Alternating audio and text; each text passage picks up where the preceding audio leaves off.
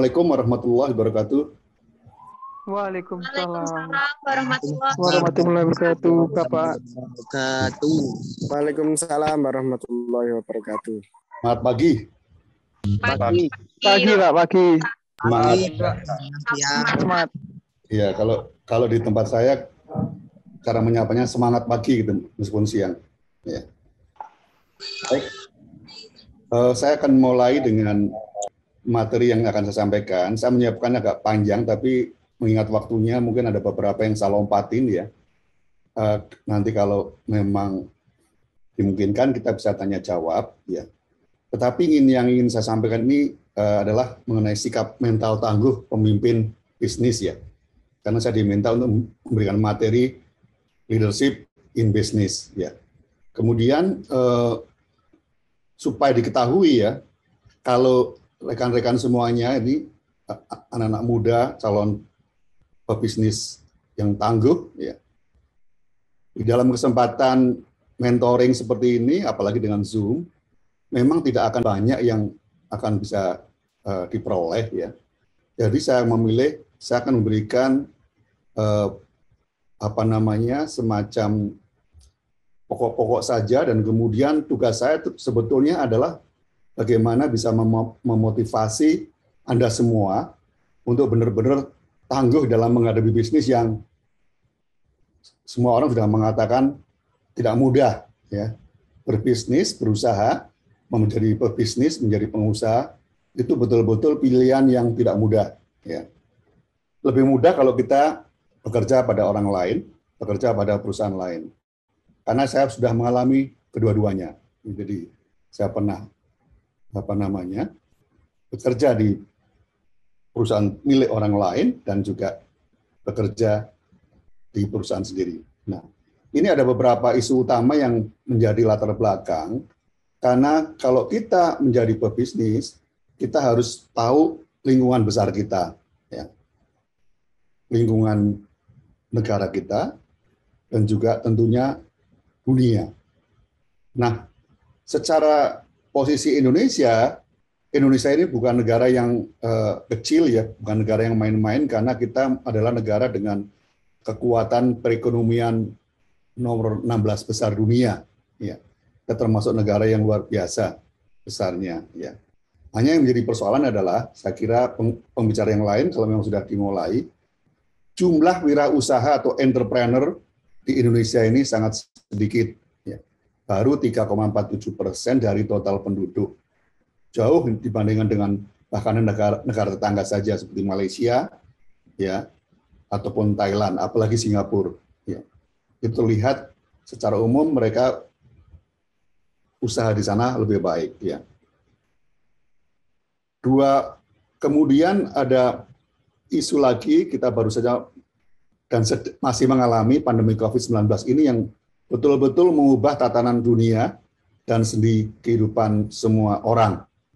Dan pada akhirnya ini semua mengubah wajah sektor usaha kita dan ekosistem bisnis kita, termasuk perilaku konsumen. Nah, yang keempat, Indonesia sebetulnya seharusnya mendorong perekonomian jasa dan ekonomi kreatif, karena memang itu DNA bangsa Indonesia, ya, perekonomian jasa dan ekonomi kreatif, ya. Dan salah satunya adalah pariwisata. Banyuwangi ketika dipimpin oleh Pak Anas sebelum pandemi itu sudah mempunyai prasarana, sarana dan ekosistem wisata yang siap jual. Jadi sayang sekali jika tidak dikembangkan menjadi pendorong ekonomi daerah. Ya. Kalau saya lihat sebagian besar dari usaha-usaha yang dirintis oleh teman-teman semua ini juga bertumbuh kepada harapan untuk sektor wisata ini bergerak kembali. Ya. Untuk mendorong ekonomi daerah, kita manfaatkan masa transisi pandemi menuju endemi ini untuk membangkitkan perekonomian. Ya. Dorong program-program yang seperti sekarang ini, jagoan bisnis Banyuwangi, inkubasi UMKM, ya, beli produk daerahmu, beli produk tetangga sendiri dan sebagainya ini, menurut saya ini hal-hal yang perlu kita lakukan. Nah, konteks berikutnya kaitannya dengan leadership. Ya, sebetulnya kita tahu semua setiap manusia pada dasarnya adalah seorang pemimpin. Minimal dia pemimpin bagi dirinya sendiri dan keluarganya.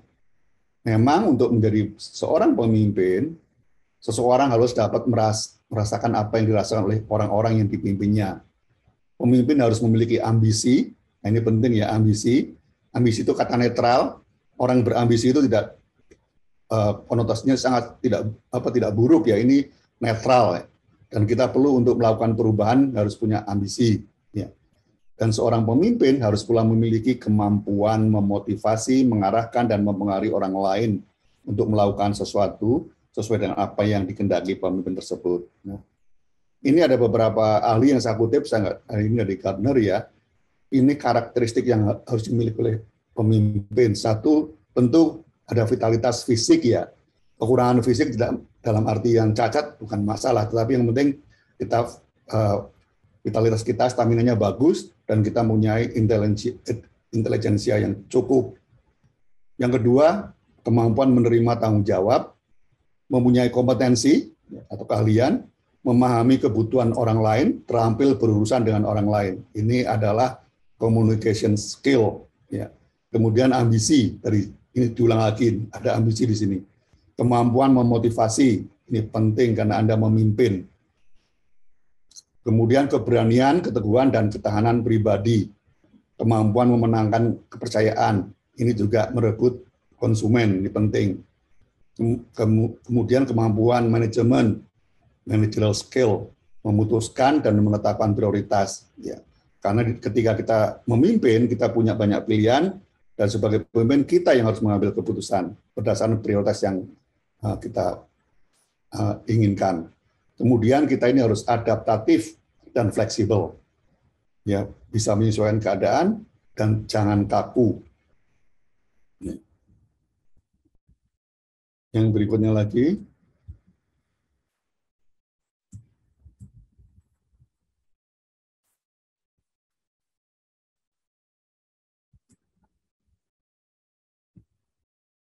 maaf sebentar ada masalah nih.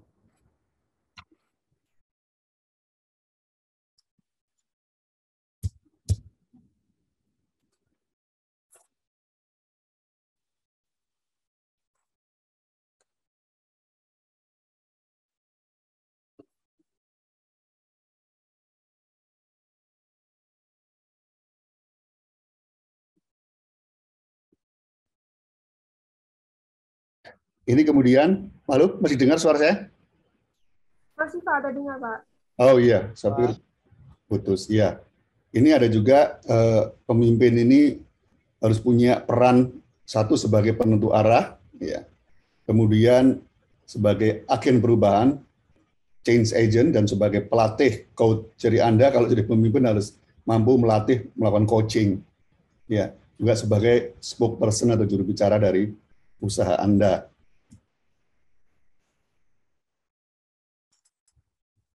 Nah, kemudian ini hampir sama beberapa ahli ini sebetulnya mengenai kecerdasan, intelijensia tadi, kemudian kemampuan komunikasi, kecerdasan sosial ini sama, hanya beda istilahnya aja, motivasi diri dan dorongan berprestasi. Ini di dalamnya ada juga ambisi dan seterusnya. Ini juga tadi communication skill, sikap-sikap hubungan manusiawi. Ya. Nah, ini yang juga ada. Ini dari suatu penelitian dari McKinsey dan Company. Ini ada leadership mengoptimalkan potensi manusia sesuai tujuan penciptaan Tuhan. Manusia harus mampu mengatasi self-limiting belief. Ini artinya mental block. Mental block itu kepercayaan dalam diri kita yang selalu menghambat kemajuan. Ini yang harus kita atasi dengan kemampuan leadership ini. Ya. Kemudian ini Paul Hersey mendefinisikan mengenai leadership, working with and through others to achieve objective. Ini seperti manajemen, dan seperti kalau kita sebagai pemimpin, kita akan harus mampu untuk bekerja bersama dan melalui orang lain untuk mencapai tujuan. Ya. Ini hubungan antara leaders drive culture dan performance. Ini nggak saya untuk menggambarkan bahwa memang ada kait-mengkait yang yang sangat erat antara leadership behavior, ya perilaku memimpin, kemudian organizational culture dan organizational performance. Ini yang ingin digambarkan dalam bahan ini, tapi intinya nanti kita dalam ya. Nah, ini yang perlu dilihat dan diingat ya, bahwa ternyata kinerja bisnis Anda itu tidak akan melebihi level kompetensi dari pemimpinnya Anda. Ya, kalau pemimpinnya adalah Anda, maka kinerja bisnisnya tidak akan melebihi dari kompetensi Anda sendiri sebagai pemimpin. Ya. Kepemimpinan itu makanya memerlukan visi jauh ke depan, tindakan, dan semangat. Ya. Nah, kalau Anda sudah mulai memimpin, Anda harus, orang bilang harus mempunyai posisi untuk melihat big pictures, ya, atau orang dari mata burung, bird view, dari sisi yang lebih tinggi, atau helicopter views, jadi lebih tinggi. Ini penting untuk kita, karena kalau kita masih juga terlibat, bukannya tidak terlibat dalam hal-hal yang teknis, tapi kalau terlalu tenggelam di dalam hal-hal yang bersifat teknis, Anda tidak akan mempunyai waktu untuk memimpin dan tidak efektif. Nah, ini juga ekosistem bisnis itu berpusat pada leadership. Jadi intinya semuanya dalam kepemimpinan itu, dalam dunia usaha itu adalah leadership. Ya, ini selalu di tengah, di pusatnya. Baru kemudian ada beberapa 6 disiplin dan 3 aktivitas yang akan mengitari leadership ini, ya termasuk kalau di sisi nanti ada namanya brand, finance and management, ya. Kemudian juga marketing, sales and delivery. Ya. Ini saya akan agak loncat, nanti kita bisa bicarakan sambil itu ya. Nah, yang ingin saya sampaikan ini karena kita baru lewat krisis kita yang alami adalah krisis karena pandemi ya. Ini Anda baru bisa dikatakan sebagai pemimpin atau Anda punya kepemimpinan yang baik ketika Anda bisa menjalankan tugas di tengah krisis. Ujian selalu di tengah krisis, bukan ketika dalam keadaan normal ya. Nah, sekarang ujian untuk kita semua. Ya. Ujian bagaimana kalau Anda punya ide-ide, gagasan usaha bisnis yang sudah Anda semai ketika sebelum pandemi, justru ketika pandemi ini adalah ujiannya. Kalau Anda bisa melewati, insya Allah itu tidak usaha Anda akan makin maju dan makin kuat ya. Karena Anda sudah melewati ujian ya ini.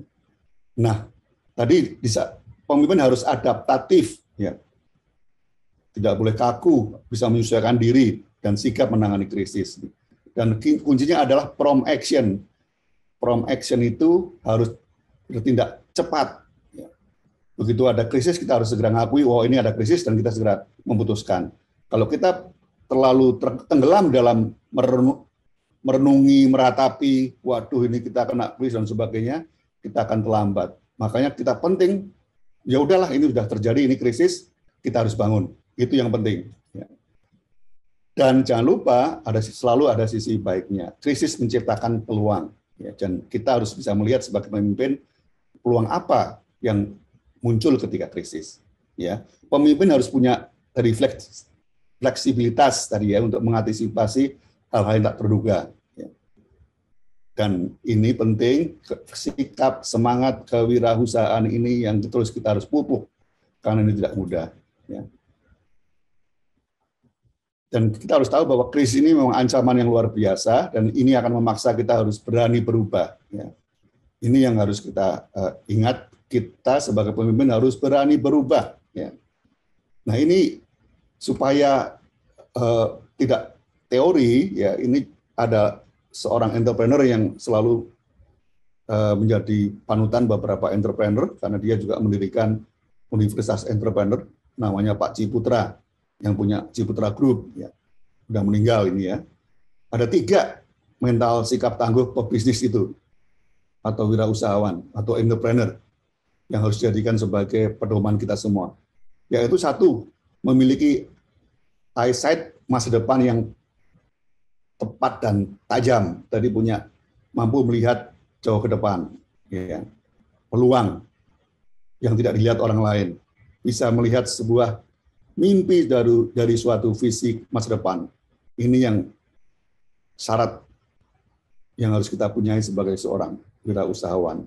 Kedua, memiliki karakter dan jadi sama motivator dan inovator. Ya, kita harus mempunyai kemampuan tadi itu melakukan coaching, memberikan motivasi, dan juga sebagai semangat penemu, ya, inovator, inovatif. Ya. Yang ketiga, siap dan bersedia ambil resiko. Ya. Kalau Anda tidak berani mengambil resiko, ya nggak usah berbisnis, nggak usah jadi pengusaha, itu tidak akan berhasil. Ya, jadi Anda harus berani ambil resiko. Ya, jadi seorang entrepreneur sejati harus mampu, seorang pemimpin harus mampu, seorang pendiri perusahaan harus mampu untuk mengambil resiko. Ya. Jadi krisis ini tidak jadi alasan untuk kita semua tidak bertindak atau mengambil suatu resiko. Ya, justru ini kesempatan kita semua. Ya. Ini penting ini, ya. Halaman yang ini saya ingin mengutip seorang budayawan dan sekaligus pendiri majalah Tempo, ya. Jika kita mencoba gagal, maka kita gagal sekali. Jika kita mencoba lagi dan gagal, kita gagal 2 kali. Tetapi jika kita tidak berani mencoba, maka kita gagal seumur hidup. Ya. Ini kaitannya dengan berani mengambil risiko tadi, ya. Jadi gagal itu biasa dalam usaha, ya. Coba sekali, gagal sekali. Coba kedua, gagal 2 kali. Tapi kalau Anda tidak pernah berani mencoba, maka Anda gagal seumur hidup. Ini penting, ya. Tolong ini diingat-ingat terus. Ini pesan dari saya, ya. Ingat-ingat ini Pak Sigit yang bilang, ya. Supaya kalau kita gagal harus bangkit lagi. Ya. Nah, ini juga ada beberapa yang saya inginkan karena kita sekali lagi dari masih transisi. Dan kita harus berubah karena kemarin ada krisis, ada pandemi yang belum selesai, ya. Perubahan ini, ya, orang lahir, ya, kemudian besar, dewasa, menikah, ya, kemudian berumah tangga, berusaha, mencari nafkah, meninggal. Semua itu adalah perubahan. Dan itu adalah sesuatu yang alami, itu kodrat ilahi. Ya. Jadi kita tidak bisa mengingkari itu semua. Ya. Kenapa? Karena memang perubahan adalah pertanda kehidupan. Change is the only evidence of life. Ya. Change is the law of life. Ini kata John F. Kennedy, ya, Evelyn Waugh. Ya. Kemudian tadi juga perubahan itu memberikan harapan baru. Nah, saya ingin memberikan gambaran ini ada beberapa ya.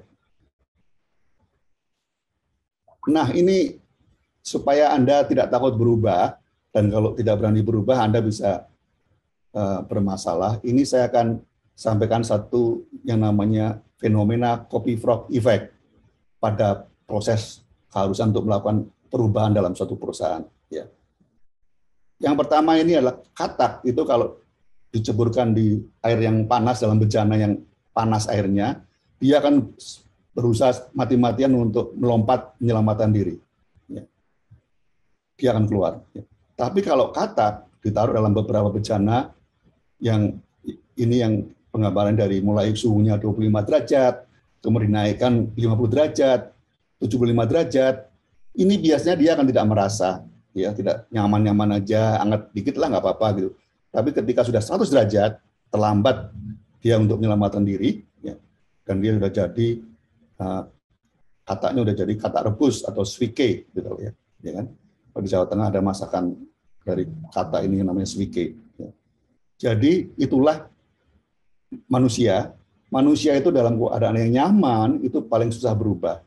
Dia nggak merasa bahwa di luar sudah berubah, suhu sudah berubah, lingkungan sudah berubah, lingkungan bisnis sudah berubah. Tapi ketika sadar sudah terlambat. Inilah makanya jangan terkena sindrom dari copy frog effect ini. Kalau Anda pengusaha, jangan sekali-kali terlalu nyaman di dalam suasana yang Anda hadapi sekarang ini. Ini sama yang saya sampaikan, ya. Ini kemudian, nah ini yang mudah-mudahan ini menggugah juga Anda semuanya. Kalau saya menyampaikan apa yang saya alami ini, bukan berarti bahwa saya sudah sukses. Saya pun mengalami jatuh bangun dan biasa, ya. Dan ini lebih baik Anda mendengar cerita gagal daripada cerita yang sukses terus ya. Karena pada dasarnya orang yang seperti Ciputra ini, menurut teori Pareto itu pengusaha yang luar biasa, yang sukses besar itu hanya 20% dari populasi pengusaha. Yang lainnya akan menjadi biasa-biasa saja. Tapi meskipun Anda menjadi pengusaha yang biasa-biasa saja pun, itu Anda sudah lebih baik daripada orang yang tidak menjadi pengusaha. Ya. Karena orang yang tidak menjadi pengusaha, hidupnya hanya tergantung dari usaha orang lain. Itu. Makanya sekali lagi, orang yang istimewa, yang merupakan bagian dari 20% pengusaha yang sukses, seperti Ciputra, Erick Thohir, Boy Thohir, ya, atau siapa, Bakri, dan sebagainya itu hanya populasinya 20%. Di Banyuwangi katakanlah juga begitu juga. Yang betul-betul luar biasa itu hanya 20% aja. Ini teori Pareto dan ini berlaku untuk dalam bidang apapun dalam kehidupan ini. Ingat-ingat teori Pareto atau Pareto's Law. Ya. Ini saya cerita mengenai apa yang saya kerjakan di Jiwa Jawa namanya. Ya. Ini kita konsepnya, filosofinya bisnis kita adalah mensyukuri ciptaan Tuhan, merayakan karya manusia.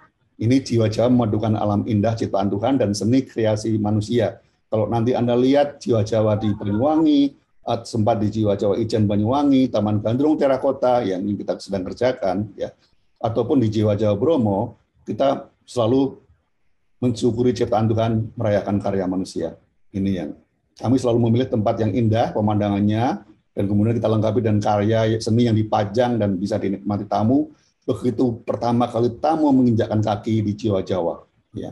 Ini teman-teman yang sudah pernah ke Jiwa Jawa, saya kira sudah mengalami. Kita ada galeri seni yang menakjubkan, hamparan taman hijau yang ditata dengan selingan warna-warni berbagai bunga, dan sentuhan karya seniman di beberapa titik di kawasan hotel dan di dalam kamar. Ya, ini kita mulai dengan Bromo sama ini. Kami kebetulan mulai dari Bromo. Ya, Bromo ini kami telah di kawasan Bromo yang indah sekali, ya. Dan ini Anda begitu masuk juga sama, ada karya manusia, ada ciptaan Tuhan di situ. Ya, ini Jiwa Jawa. Kebetulan Jiwa Jawa Bromo ini kami punya tagline, dari sinilah petualangan seru Anda dimulai. Ya, ini di Bromo Anda bisa berpetualang naik jeep ke penanjakan, ke Bromo, ke Laut Pasir, ke savana, mau naik sepeda gunung, trekking, hiking, naik kuda dan lain-lain di sekitar hotel. Ya, ini juga yang tidak dimiliki oleh hotel lain. Kami selalu mempunyai galeri fotografi. Ya, karena kebetulan saya di fotografer, jadi saya selalu menyajikan di tempat-tempat kami ini dengan karya-karya fotografi. Dan di Bromo kita lengkapi dengan perpustakaan khusus fotografi, ada ruang koleksi kamera, dan bulan Juli ini kami membuka sekolah fotografi yang namanya Padepokan Fotografi Bromo. Kalau teman-teman ada yang hobinya fotografi, mau memperdalam ilmunya, naiklah ke Gunung Bromo untuk belajar fotografi di Bromo. Nah, gitu ya. Ini kita lengkapi terus di sana. Ya, kami biasa di mana-mana kita ada Belanga Restoran, ada kemudian Jawa Banana Cafe, ada rumah coklat yang Anda bisa nikmati baik di Banyuwangi maupun di di Bromo. Ini dari sinilah petualangan seru Anda dimulai. Ini Jiwa Jawa Bromo ini ya. Nah, ini tadi saya katakan kita juga dihargai oleh Lonely Planet. Ini sebuah buku tebal yang bisa digunakan oleh turis yang masuk ke Indonesia. Ini dia menghargai sekali bahwa di tempat kami di Jiwa Jawa itu ada namanya galeri, sehingga kalau Anda, karena memang Anda berpetualangan di alam yang iklimnya nggak tentu, kadang bagus kan tidak, setidaknya Anda bisa menghibur diri dengan menikmati foto-foto di galeri. Ya. Ini apa yang kita lakukan di sini. Waktu itu kita membantu melakukan rebranding Bromo, ya. Dengan itu. Kemudian kami juga melopori pertunjukan jazz gunung, ya. Ini suatu konser jazz 14 tahun yang lalu kita sudah mulai di tempat terbuka. Kalau biasanya jazz atau konser musik itu di gedung, di balai kesenian dan sebagainya, kami melopori di tempat terbuka, yaitu di kaki gunung. Ya, ini yang kita lakukan, dan kita juga lakukan di Ijen dan di Cakansinggung juga. Ya. Dan ini juga sama juga Lonely Planet menghargai, ini satu-satunya hotel yang mempunyai suatu festival. Bahkan disebut bahwa di Bromo hanya ada 2 festival katanya, satunya jazz gunung, satunya Kasodo. Ya, ini yang disebut di sini. Jadi ini kita bukan mengecap, ya. Nah, ini bagi teman-teman yang suka musik, terutama jazz, silakan datang di Jazz Gunung Bromo 22 dan 23 Juli. Segera saja tiketnya beli ya. Ini ada apa namanya para pemainnya hari pertama dan hari kedua. Ini salah satu kamar-kamar yang ada di Jawa Bromo ya. Nah, ini salah satu, dan karena kita berpetualang juga ada juga yang tamu yang datang pakai hotel pakai helikopter pun kita juga bisa melayani ya, karena kita punya helipad ya. Ini Ijen sama ya. Intinya adalah tamu dapat memanjakan diri karena di Jiwa Jawa Ijen kita kebetulan kita adalah hotel terbaik, tagline kita adalah hotel terbaik dan terdekat menuju Kawah Ijen, Kawah Biru Ijen ya. Karena kami paling dekat ke arah Ijen, dan tamu diberi pilihan untuk kamar dengan pemandangan gunung dan kamar dengan pemandangan sawah ya. Dan kami hotel yang punya juga Taman Gandrung Terakota, sebuah taman seni budaya ya. Sehingga tamu bisa menikmati total experience, pengalaman menyeluruh ya selama menginap di Jiwa Jawa. Tamu bisa mengeksplorasi Jiwa Jawa sendiri, TGT sendiri, trekking, naik gunung ke Kawah Ijen, berpetualang dengan sepeda gunung, menanam padi, membajak sawah, memanen padi, memasak dengan bahan yang tersedia di sekitar hotel. Nah, ini hotel terbaik dan terdekat menuju Kawah Biru Ijen, itu akan kami ya. Ini yang saya sajikan ini itu merupakan hasil dari upaya merancang, mendesain ya, melakukan apa namanya marketing plan dan sebagainya yang kemudian menghasilkan materi-materi seperti tadi itu ya. Ini yang kalau ini galeri yang ada di apa namanya Jiwa Jawa Ijen. Selain foto-foto yang saya sendiri ini mengenai penari gandrung, sekarang ya pada sekarang ini di Jawa Jawa Ijen itu juga kita pamerkan lukisan-lukisan dari para seniman Banyuwangi asli, pelukis-pelukis Banyuwangi asli, semuanya temanya mengenai penari gandrung ya. Ini yang beberapa contoh kamarnya. Dan ini mengenai Taman Gandrung Terakota Banyuwangi ya. Ini adalah sebuah situs rawat ruat seni budaya dalam suatu kawasan dengan bukit hijau dan hamparan sawah. Ini kata kurator seni rupa. Ini menghasilkan sebuah inovasi. Tadi saya sampaikan kan, kita harus berani berinovasi ya. Ini belum pernah terjadi dilakukan oleh pengusaha manapun, oleh pemilik hotel manapun membuka namanya Taman Gandrung Terakota ini. Ya. Ini perlu pengorbanan ya, makanya saya selalu mengatakan diri saya itu seorang sosiopreneur, karena bukan gabungan antara kita melakukan usaha sosial ya dan seni budaya dan sebagainya dengan entrepreneur. Ya. Ini Taman Gandrung Terakota ini secara fisik adalah sebuah taman seni budaya yang berjerikan hamparan 1000 patung penari gandrung seukuran orang asli dari terakota tembikar di area persawahan indah yang dilengkapi dengan sanggar tari, galeri lukisan, balai seni dan sebagainya. Tapi itu adalah fisik ya. Tapi yang paling penting adalah sebuah gagasan. Taman Gandrung Terakota adalah sebuah gagasan tempat pengembangan seni budaya tradisional Banyuwangi, tempat belajar dan latihan seni tari, tempat pementasan kesenian tradisional dan kontemporer.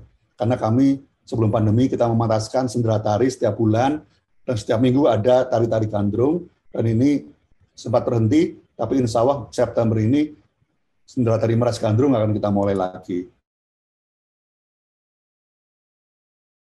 Yang konsep Taman Gandrung Terakota ini ya, ini kita 4 hektar ya, pemandangannya luar biasa kalau kita lihat ini ya. Nah, ini kemudian juga tari gandrung, ya. Ini tempatnya, ini yang kita kembangkan, ini saya nggak apa namanya. Dan ini Anda juga harus ikut bangga karena ini baru pertama kali di Indonesia, bahkan mungkin di dunia, 1000 patung penari gandrung dalam ukuran manusia yang dibuat dari tembikar dihamparkan di persawahan indah. Ya. Ini baru satu-satunya, makanya ini istimewa sekali. Nah, ini juga jika semua monumen di Indonesia berlomba dibuat paling besar dan paling kuat, tinggi menjulang ke langit, ya misalkan Garuda Wisnu Kencana ya, Taman Gandrung Terakota justru menampilkan sebuah monumen kecil, rentan, mudah rusak, dan lebih menghujam dan menyatu dengan bumi. Ini ibaratnya kehidupan dan manusia dari tanah kembali ke tanah. Innalillahi wa inna ilaihi raji'un. Ya, ini karena Kita lebih humble, kita lebih bersahaja, tidak berlomba-lomba yang tinggi-tinggi ini ya. Nah ini yang kita sudah lakukan, saya katakan tadi, kita punya amphitheater juga di sana, kita mempentaskan untuk kesenian tradisional, juga kita punya beberapa yang sudah kita bangun, ada pendopo, pusat informasi, fasilitas restoran dan kafe, toilet, parkir, musola, dan sebagainya. Ya ini juga yang sedang kita terus kembangkan, ini balai seni dan galeri, kita belum jadi, ya. Kemudian sekolah seni atau padepokan seni, kita sedang dalam proses untuk kita dirikan, nanti di Taman Kadun Terakota. Selain itu, kami juga membuat arboretum bambu. Arboretum itu adalah seperti, kebun raya, tapi ini tanamannya itu biasanya tunggal, kita bambu. Kita sudah menanam 50 jenis pohon bambu di sini. Ya. Itulah yang kita lakukan. Nah, ini program seni budaya yang terus akan kita coba bangkitkan kembali. Ya. Ini kata-kata kutipan Menteri Pariwisata ketika kemarin beberapa bulan yang lalu meresmikan Pasar Gandrungan. Ya. Pariwisata, budaya, dan ekonomi kreatif itu saling bersinggungan.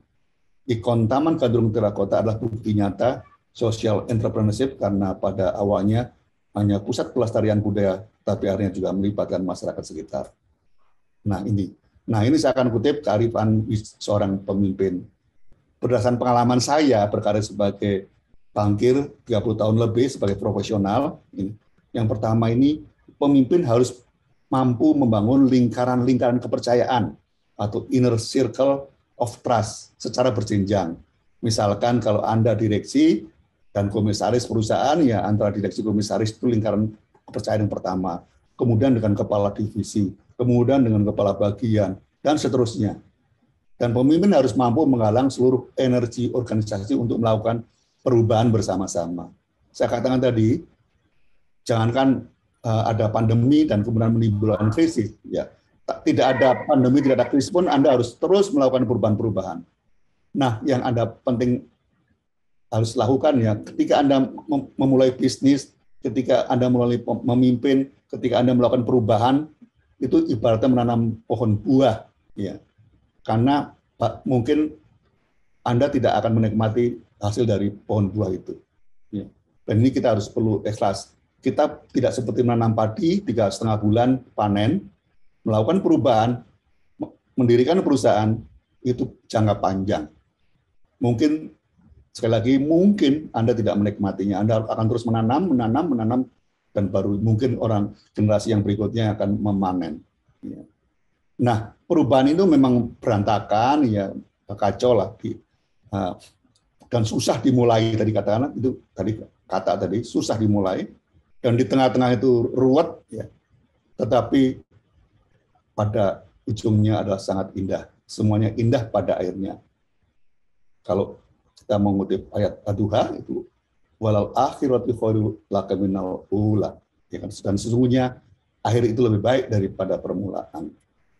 Nah, saya tutup ini presentasi saya ini ya dengan saya mengutip dari seorang ustadz yang pernah viral, yaitu ya judulnya Bersahabat dengan Masalah. Orang konyol sering membuat masalah, orang kerdil memperbesar masalah, orang picik menyoal masalah, orang pintar mengatasi masalah, orang bijak mensyukuri masalah, orang kreatif menciptakan peluang dari masalah.